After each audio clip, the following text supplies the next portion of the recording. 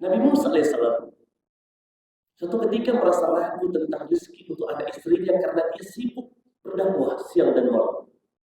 Dia sibuk berdakwah kepada Fir'aun dan juga para pengikut-pengikutnya siang malam sampai suatu ketika Nabi Musa alaihissalam ragu tentang rezeki anak istrinya. Sampai Allah berikan petunjuk dan hikmah. Nabi Musa diperintahkan oleh Allah memecahkan sebuah batu yang besar dengan tongkatnya. Bismillahirrahmanirrahim. Assalamualaikum warahmatullahi wabarakatuh. Alhamdulillah. Allahumma salli ala Muhammad wa ala ali Muhammad. Assalamualaikum ya Rasulullah. Jemaah Zuhur rahimakumullah. Tema kita hari ini adalah hakikat rezeki. Di antara nama Allah adalah Ar-Razzaq. Rezeki dari akar kata Razzaq, segala pemberian Allah itu adalah rezeki yang Allah berikan kepada kita. Dilihat dari bentuknya ada dua, ada materi, ada imateri. Materi adalah yang dapat dilihat, diraba, disentuh, yaitu pemberian Allah berupa materi, pakaian, makanan, minuman, tempat tinggal, rumah, mobil. Itu adalah pemberian Allah. Wa ma bikum min nikmatin faminallah, berupa materi. Tapi ternyata rezeki itu tidak hanya materi, ada imateri, kebahagiaan, ketentraman, ketenangan, keamanan, keikhlasan, kesabaran. Itu juga pemberian Allah. Itu juga bagian daripada rezeki, pemberian Allah Subhanahu wa ta'ala. Dalam kitab Al-Maqsud Al-Asna, Bisaril Ma'ani Asma'ul Husna yang ditulis oleh Imam Al-Ghazali, rezeki yang Allah berikan ada tiga. Rezeki yang Allah berikan ada tiga. Ada rezeki yang dijamin, ada pula rezeki yang diusahakan, ada pula rezeki yang dijanjikan. Rezeki yang dijamin, yaitu rezeki yang sudah pasti Allah berikan kepada kita. Surah Hud ayat yang ke-6. Wa ma min dabbatin fil ardi illa 'ala Allahi rizquha. Yang artinya tak satu pun makhluk yang melata, tak satu pun makhluk yang melata di muka bumi kecuali Allah jamin rezekinya. Melata itu tak bisa jalan, tak bisa terbang, tak bisa lompat, tak bisa berenang. Melata, yang melata saja dijamin. Apalagi yang bisa jalan, bisa terbang, bisa melompat, bisa berenang, pasti lebih dijamin rezekinya. Itu rezeki yang pertama, yaitu rezeki yang dijamin. Ada sebuah kisah yang dituliskan di dalam kitab Al-Mufahhim yang ditulis oleh Imam Fathur Razi. Nabi Musa alaihissalam suatu ketika merasa ragu tentang rezeki untuk anak istrinya karena dia sibuk berdakwah siang dan malam.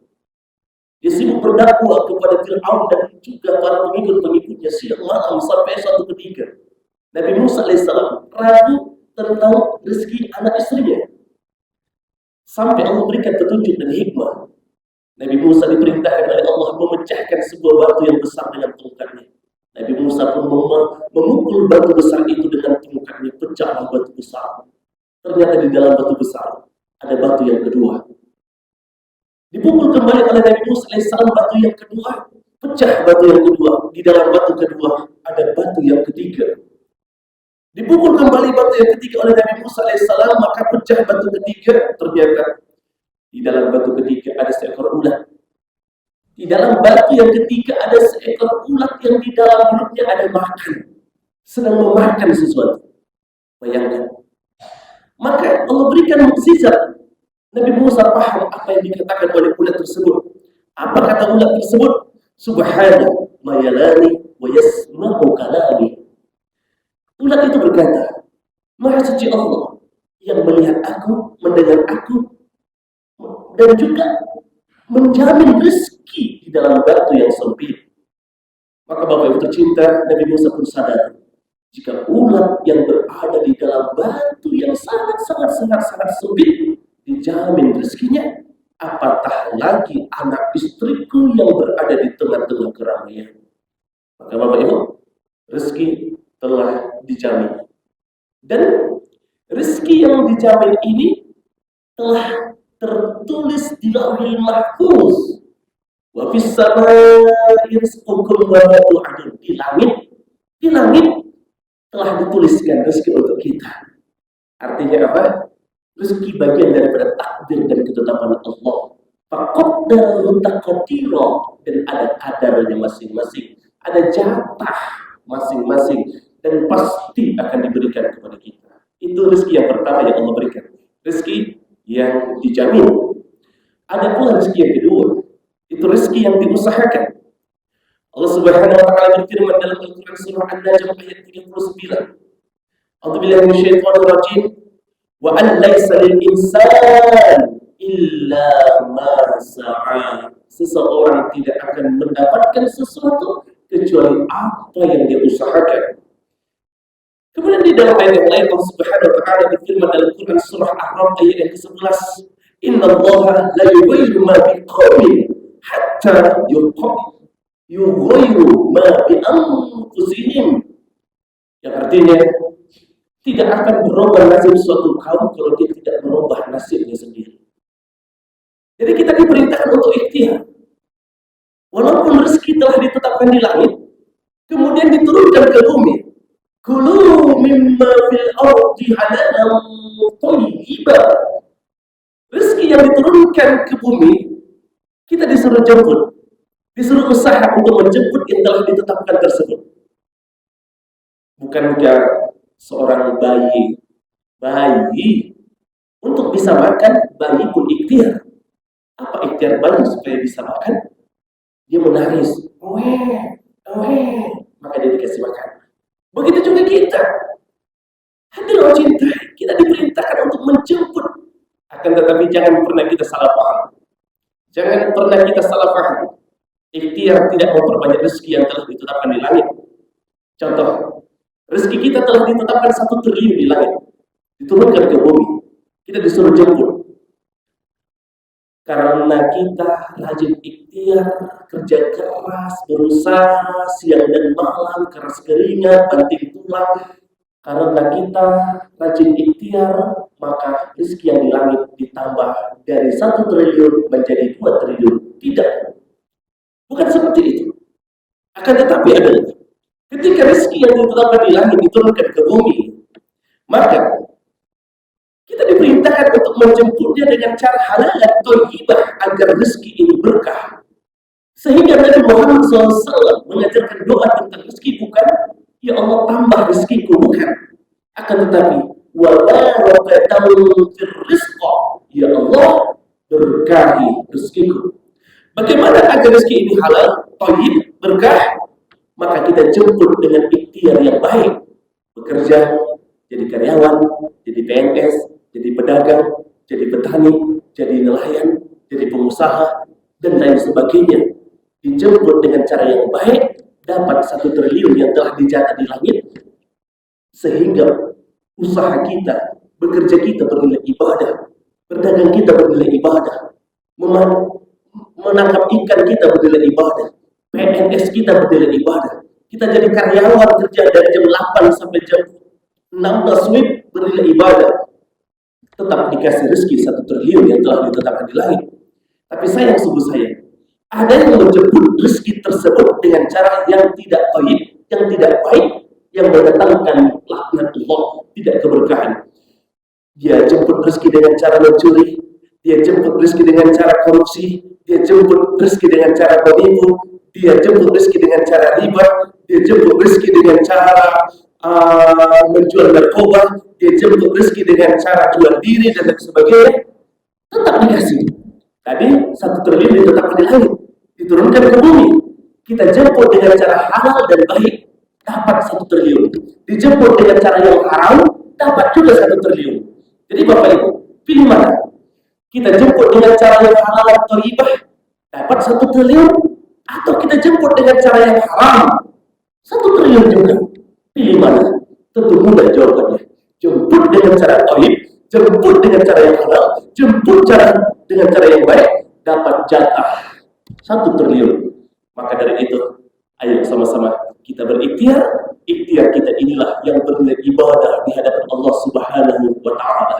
Terakhir hadirin, ada rezeki yang dijanjikan. Banyak janji-janji Allah di dalam Al-Quran. Jika kau buat ini, kau kasih ini. Jika kau lakukan ini, kau dapat ini. Banyak sekali. Maka itu juga adalah pemberian Allah yang telah dijanjikan. Contoh, janji-janji Allah. Wa man yattaqillaha yaj'al lahu makhraja. Siapa yang bertakwa, mudah urusannya. Kemudahan ini juga rezeki. Contoh, kita akan mengurus KTP di Disdukcapil. Kita akan mengurus KTP di Disdukcapil. Ada yang dimudahkan, ada yang sulit. Kita berangkat dari rumah jam 7. Sampai ke Disdukcapil, lancar perjalanan. Tak ada hambatan di jalan, tak ada halangan di jalan. Sampai ke Disdukcapil dapat nomor antrian 1, dapat KTP-nya. Jadi hak dan milik kita. Tapi ada yang disulitkan, ada yang disusahkan, ada yang disempitkan. Ngurus KTP, dapat juga KTP-nya. Tapi banyak sekali kesulitan. Berangkat jam 7 dari rumah, baru 1 kilometer keluar dari rumah, bocor ban belakang motornya. Ditempel setengah jam. Lanjut lagi 2 kilometer maju ke depan, bocor ban depan. Ditempel setengah jam. Sudah selesai ditempel ban depan, maju lagi 2 kilometer, nabrak ibu-ibu. 2 jam urusannya. Sudah selesai urusan dengan ibu-ibu, maju lagi. Ternyata sampai ke Disdukcapil, sudah diserah. Buka lagi jam 14. Sudah ditunggu sampai jam 14. Ternyata dapat nomor antrian 305. Sudah dapat nomor antrian 305, hilang pula nomor antriannya. Dapat juga KTP-nya, tapi susah. Nah, ada rezeki yang dijanjikan kepada orang bertakwa. Mudah jemput rezekinya.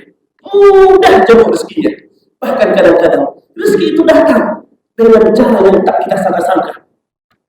Datang rezeki itu mudah. Kalau kerjaan kita adalah pekerjaan jadi PNS, mudah PNS kita, mudah pekerjaan kita, mudah tugas-tugas kita, mudah kegiatan kita, mudah laporan itu, mudah urusan dengan pejabat di atas, mudah urusan dengan atasan kita, mudah urusan dengan bawahan kita. Dapat di 1 triliun dengan cara yang mudah. Tapi ada orang dapat rezeki 1 triliun, tapi sulit, susah. Maka Allah janjikan kemudahan kepada orang-orang yang bertakwa, kemudahan dalam kehidupannya. Apalagi contohnya, janji-janji Allah.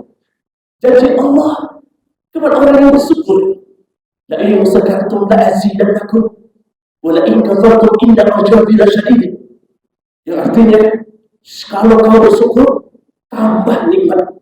Kalau kau tak bersyukur, cabut nikmat atau azab dikasih. Contoh, kita dikasih rezeki hanya nasi putih, lauknya tempe goreng. Kita makan, maka dikasih rezeki oleh Allah berupa kenikmatan. Kalau kita bersyukur, walaupun hanya makan nasi putih ditambah dengan tempe goreng, tapi kita bersyukur, kita bahagia dan ridho dengan rezeki tersebut, maka dikasih tambahan nikmat berupa lahap makannya, nyaman makannya, bahagia makannya, tenang makannya.